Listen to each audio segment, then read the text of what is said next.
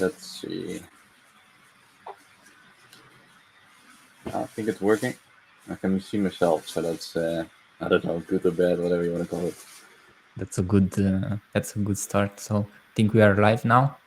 Um, Welcome everyone to another webinar. It has been a while since we did the last one, Vincent, but just a short introduction about ourselves and just let's jump straight into the subject. So my name is Andre. I'm a penetration tester by day on a daily basis, and maybe you have seen my posts on LinkedIn about all kinds of web vulnerabilities. And I have with me Vincent, originally from Netherlands. Vincent, you want to say a few words about yourself before we start? Yeah, I would describe myself mostly as a more as a consultant. I'm a little bit more all over the place. I do compliancy related things. I do security operation, advice on SOC. I even help some businesses build cybersecurity propositions. So it's a little bit from everything. So to a bit more towards the GRC part, just Yeah, to way more GHC. yeah, The boring right, stuff. You do the fun right. stuff. I do the boring stuff. If you want to call it like that, that's perfect. Yeah, how the idea of this webinar started was I saw one of your posts on LinkedIn, one of your days, and I thought it's quite intriguing. Personally, I have also felt in this trap of trying to master everything in pen testing and be the best at everything, like from AD to web testing to everything. So I guess that resonates pretty well with me, and I wanted to ask you, like, how did you come to this conclusion, to call it like that? That's a very interesting one actually, because it's actually more for frustration that I came to that conclusion than anything else. Because normally I used to be very much a man of, doing a lot of things at the same time.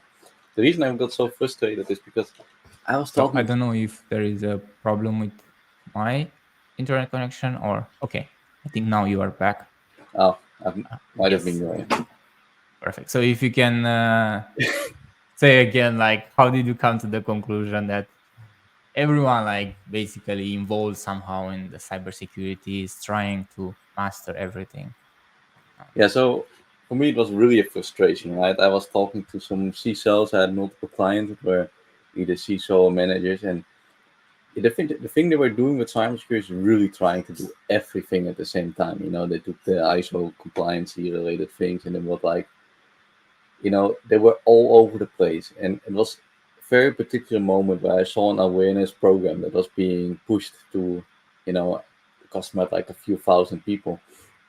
And that awareness program was so, it went into phishing, it went into DDoSing, it went into ransomware. It was all over the place. It really tried to master every topic. And I was like, how can you expect all of these people to try to master all these cybersecurity topics? It's too much, even for Mm-hmm. a cybersecurity professional. So that was like where I came up like, hey, just stop trying to master everything. Why don't we just focus on those few risks that matter Mm-hmm. most? Because it's super frustrating to work for any client that just, they are working with a firewall, then they want, to have this compliant, then they want to work with NDR, ADR. It's too much. But when you say that, personally, I identify like two main reasons why this might happen. Like one of them might be lack of knowledge in the and expertise in the domain, because you don't know what you don't know, right? Like when I started in cybersecurity as a pen tester, I didn't know what I should focus on. So I tried to do everything because every time I see something new, I thought that I have to do that as well. And then the second thing that maybe comes into my mind is maybe is like the new shiny thing. Like you try something, you see that it's hard to do, you see that it doesn't work so well, and then you see a new shiny thing, a new training program, a new tool. So then you try to do that one as well, and then you are keep jumping from one to the other. Yeah. It's exactly that. But the problem is, like, as soon as you keep jumping everywhere, you never really go deep enough to even understand if you should dive into another topic, yes or no. Mm-hmm. And it's also very, when you have, I don't know, like important stakeholders or something like that, then I very often see whatever the stakeholder says, you're just going with it because you don't dare to say no because you don't know. You never really went deep enough with the topic to say, hey, Mm-hmm. whatever you're saying is just not true. We don't need to go into we don't need a new pen test on this thing because we already have the controls in place. Why are you trying to make me afraid to do another pen test, Mm-hmm. right? Mm-hmm. Mm-hmm. So to some extent, is also an emotional decision based on like maybe fear, based on maybe like what if we miss something. So maybe the whole thing boils down to like how do we prioritize and what is the likelihood of something bad happening in this, right? But someone has to take this responsibility to like accept the risk and accept that not everything has to be like fixed. I would say it's mostly dare to be a little brave. That's normally what I mean. Like, I dare to jump into a topic, focus on it because you read the report, you read this is the most important risk, and dare to just say, look, I'm just going to focus on this, and the rest is outside my scope. Mm-hmm, And if mm-hmm. stakeholders say, wait, but you should do that, or what if hackers also come in that way, just say, look, no, I need to focus on this thing. You need to be a little bit brave. It's like dare to face the dragon instead of just trying to, I don't know, do a first try to kill a rat and then you're trying to solve another problem. Dare to actually go into that cave. Instead of putting out fires every day, like jumping from one thing Yeah, to it's like the another, right? dragon is Yeah. like putting the whole field on fire, eating the cows and I don't know what, and then you're like, yeah, I'm just gonna fix the fires. I'm not really going into the dragon. It's too dangerous. Exactly. Exactly. And one of the things that you mentioned in your post was like have a strategy and think like 5 steps ahead. And personally, I think 5 steps ahead is way too much. So I have to like disagree with you on that one. I think maybe 1 or 2 steps is somehow acceptable. But from my experiences, once you start to do something, you will encounter some problems that you were not aware of. So if you plan like 5 steps ahead, right? You will have some new problems at each step. So by the time you arrive at the fifth step, it will be like you will have way too many things to do. But the thing is with steps is the question is also the same as goals is how big is your goal? Or how big is your step? Is your big Mm-hmm. step, in protect against ransomware, or is the Mm-hmm. step, hey, let's install the ADR solution right now? And the same is on Mm-hmm. personal level. Is your big step to be, a GRC professional expert level right now, or is it to just learn risk management or risk assessment first? Right? It's like how Mm-hmm. big are you Mm-hmm. making your steps? I see. I see. So it somehow depends on what is your goal and how do you split this goal, right? Yeah, yeah. I got a Mm-hmm. question in the chat. If it's in the Netherlands, as warm as it looks. It's Denmark. It should be cold here, but it's not cold here. It's Denmark. Denmark. Yeah, it's really warm right here. I already told to Andrei just before this meeting. I was like, yeah, I don't know what happened today, but it became really warm. um Little diversion. cool. Cool. But yeah, just coming back to the 5 steps, why do you think like how is there a reason why 5 steps, and have you tried this 5 steps approach before, and how did that went? Now, the biggest reason I came to 5 steps because it actually had to do with strategy. Because when you think Mm-hmm. about strategy, then I was always thinking like, what do we mean by strategy? It's a very good point because everybody's always talking strategy and they're like, yeah, what do we mean? And then they come up with some vague answer, and you're like, hey, is this strategy? Is this tactical level, or is this a plan? What do we mean? And then this one book came along. I think it was the Five Moves. I think I forgot the Mm-hmm. name. But this book basically said, okay, a strategy is just 5 moves. and that's based on the fact that normally big masters, they have a strategy for at least 13 moves ahead in when they're playing chess. And he said, yeah, as long as most people can do five, I guess we're okay. So I started focusing on that, like to give a very clear definition of what do we mean by strategy. It's just like which five moves are we gonna do next, and I think it's really powerful actually. I don't think it has to be per se five. It can also be three, but it's like what is your move ahead? Even if it's just one, what is your next move? But I think many organization and people as well might fall into the trap that planning, you get this satisfaction from planning and you feel like you have a plan. But then the hard part is like to stick with this plan and to stick with the strategy and to follow it and to believe in it until you finish implementing it, right?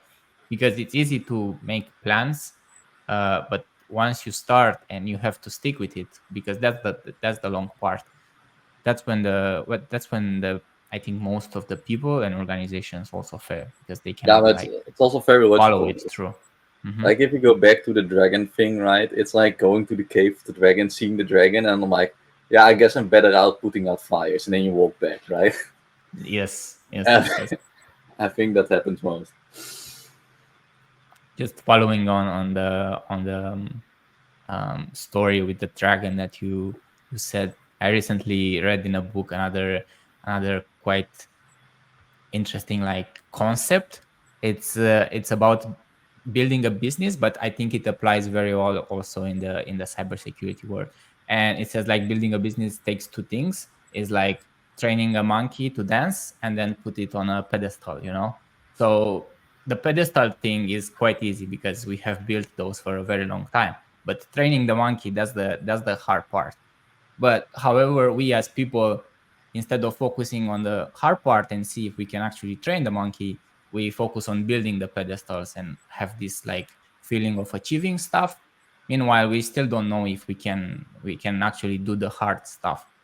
And the way I see it applying to what we discussed so far is, can we actually focus on what's the hard part in the cybersecurity? So, for example, if you take a pen test report and you get one critical risk finding and 12 low risk, will you jump into fixing the 12 low risk, and ignore the critical? Because what did you tackle the real problem there? Or did you just pretend to be busy fixing stuff that is not so relevant? Yeah, very relevant. It's like, you know, I would almost like say like you find this big risk, and that's like a pedestal. So you have this one pedestal, and then your vendor comes along and he says, yeah, but this is now also a big risk, so you need to buy our tool. And then you find another pedestal, and then the next vendor, the next shareholder says, oh, you also need to do pen testing, and then you have another pedestal laying around, So and the way then you see it is like companies are keep building pedestals instead of tackling the real problem, which is like training the yeah, monkey in this case. yeah, Yeah, yeah, yeah, yeah. yeah. Mm-hmm. It's also That's interesting here. actually. You got a comment here like agree, focus on specific things. I got distracted taking too many courses or focusing on too many things at once.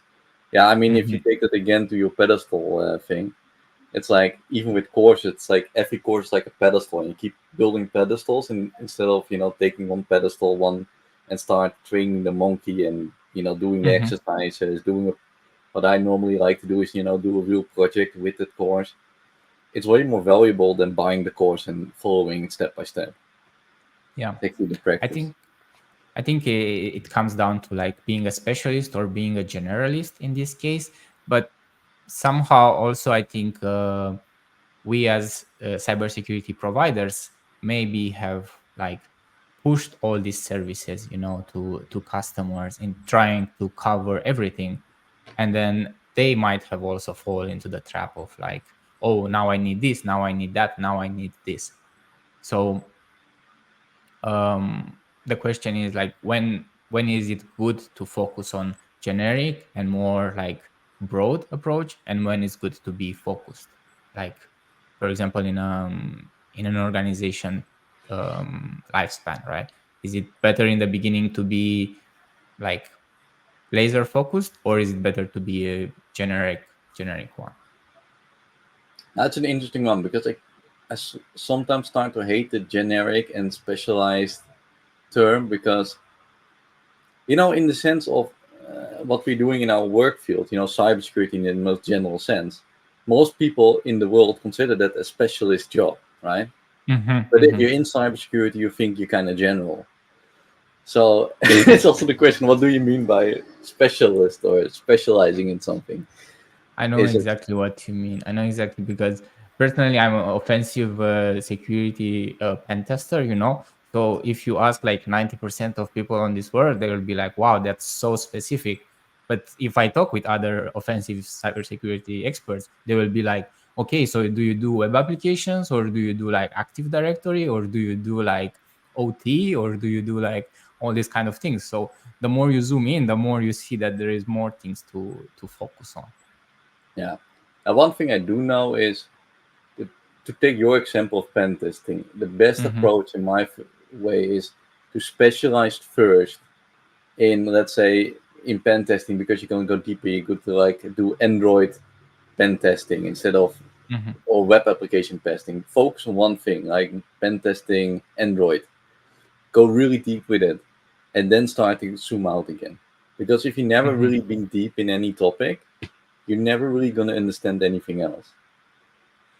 That's actually a good point. So you think like people starting in cybersecurity would be like have a broad perspective, then zoom in, then you should also zoom out back. Yeah, it's like Mm-hmm. you need to go deep at a certain point because if you never go deep, you always stay shallow. But once you Mm-hmm. have the skill once to go deep, you can generalize a little bit more. I But understand. still Yeah. make choices, right? Like um, don't try to first, do an awareness training or we're gonna focus on blockchain and then we're going to do on GRC and then we're focusing on pen testing. Don't do that. That Mm-hmm. never works. You know. Mm-hmm. Mm-hmm. Mm-hmm. I see. I see. But I really like the story about the dragons and the and the monkeys and so on. And then I remember also about this like 80-20 rule, if you know it, like you can achieve 80% of the results doing like 20% of the work. And then to get from 80 to 100% of the work, you have to put much more effort into that, right? So if it would be for you to look at an organization and say, what is the 20% that they have to put in to get those 80% of the results? I mean, most cases it's really simple. The biggest risk first. Mhm. Whatever is the biggest risk, that's the 20%, and that's where they will gain the 20%. But who is it to define this biggest risk? Is it someone from an organization or is it someone from outside? Preferably, it's always the best to define it from the organization, from the business perspective. Hmm. So now, from IT perspective, you're almost never really gonna get it because it's also hard, by the way, because that often means that it might be that cybersecurity is not your biggest risk because you Hmm. might Hmm. even need to go further than just cybersecurity, right, in the whole picture. And I then you see. figure I out see. that cybersecurity is maybe part of like the general risk, but it might not even be your focus, and you need to accept that. Hmm. Hmm. So Which actually what do relates to this comment here I got here actually. For yeah? example, he says, but the research suggests that many organizations, especially SMEs, are not even doing the basics. Talk at least about preemptive steps. The problem I have with doing the basics, and this relates a little bit to the risk part, is we as security professionals have a certain idea of what we consider the basics.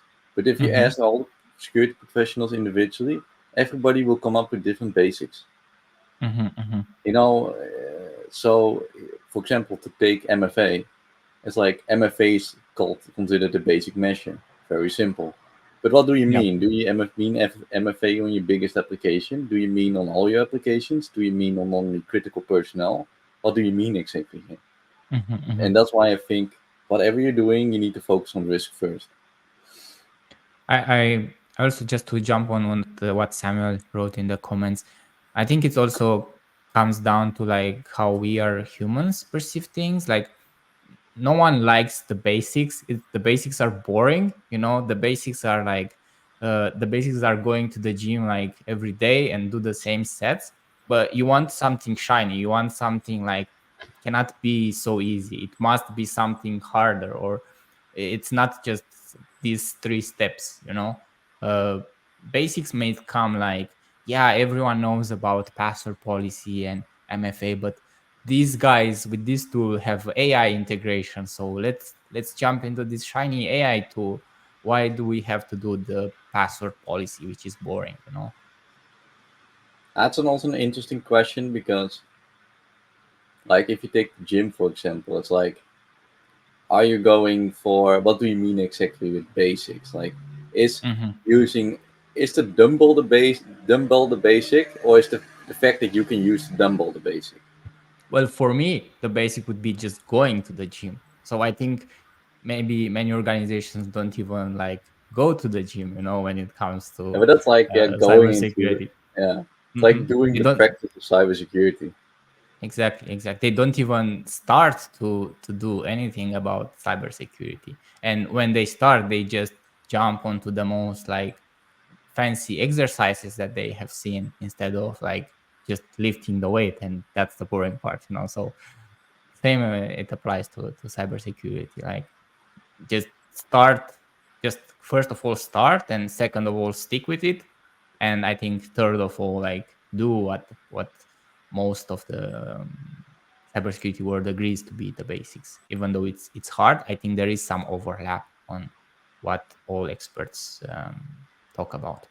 Now it's like I see MFA for example for a lot of these basics. They're more like dumbbells you need to pick up.